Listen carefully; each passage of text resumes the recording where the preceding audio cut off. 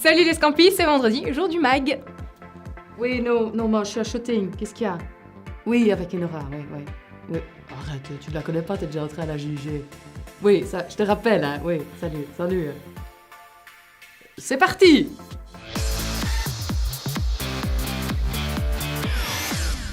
Cette semaine, on vous présentera 3 applis pour évaluer le moral de vos employés. On enchaînera avec les raisons pour lesquelles les évaluations annuelles ne sont plus forcément très adéquates. Et enfin, on terminera avec quelques règles ridicules au bureau.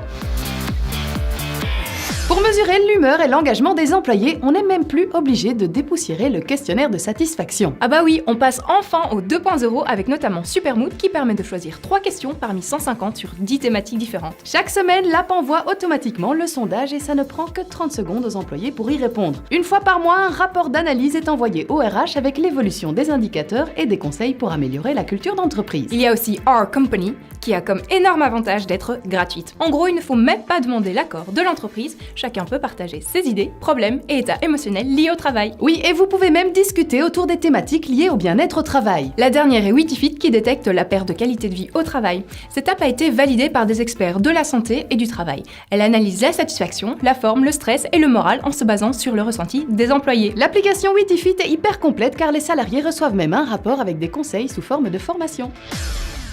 Entre avoir le sentiment d'être appelé dans le bureau du proviseur ou perdre son temps si les performances sont bonnes, les reviews annuelles sont démodées. En plus, ils se basent souvent sur le passé. À quoi bon regarder en arrière pour définir les domaines où on excelle et ceux où il nous faut encore travailler? Trop souvent, le comment et le pourquoi d'une performance moins bonne ne sont même pas abordés. D'autant que les compétences d'hier ne sont pas forcément celles qui seront utiles demain pour faire avancer l'entreprise. Jeff Murphy de Snack Nation nous propose d'innover avec la mise en place d'un plan de développement. On se positionne alors par rapport à des résultats futurs souhaités et de là, on détermine les étapes pour y arriver. Le plan de croissance ne se cantonne pas à votre rôle actuel, il s'adresse aussi à vos aspirations de carrière et à votre développement personnel.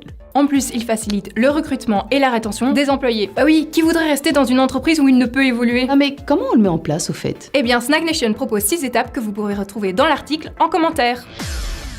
Ok, il faut certaines règles pour fonctionner correctement en entreprise, mais pas de là imposer quelque chose parce qu'une seule personne aura désobéi. Non, ça n'est pas vraiment judicieux d'aligner les employés dans un cadre hyper réglementé, et en plus, vous risquez sérieusement de tuer la créativité. Dr Travis Bradbury, spécialiste d'intelligence émotionnelle, met en lumière les pires règles au bureau et nous en avons sélectionné quelques-unes rien que pour vous. D'abord, il y a les exigences en termes de présence, de pause et de congé, mais les employés ne sont pas là pour faire du présentiel. D'ailleurs, réprimander quelqu'un pour 5 minutes de retard alors que cette personne reste souvent plus tard, voire travaille certains week-ends, c'est renvoyer l'image que le règlement prime sur la performance.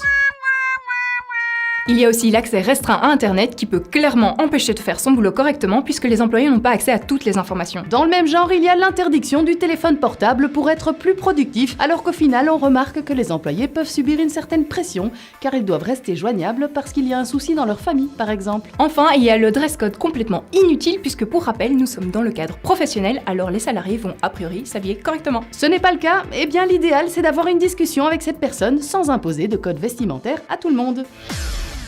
C'est tout pour aujourd'hui, on se retrouve la semaine prochaine, même heure, même endroit, et sur les réseaux sociaux comme d'habitude. Dis au fait, j'ai suivi ton conseil, j'ai fait une petite blague l'autre fois sur Potter, mais il y a personne qui a ri.